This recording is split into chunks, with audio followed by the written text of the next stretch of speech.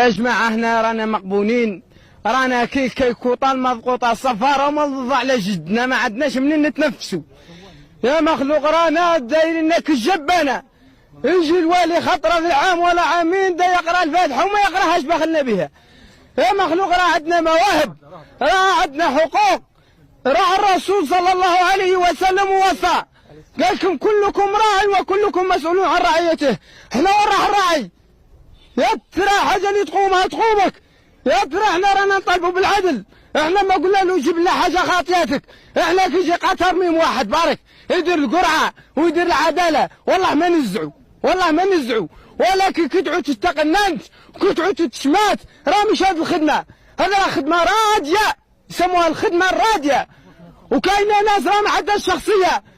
يا الرسول صلى الله عليه وسلم قال يجب ان لا يكون الانسان امعه، لازم كل واحد شخصيته، اعطي لي الدليل، اعطي لي برهان.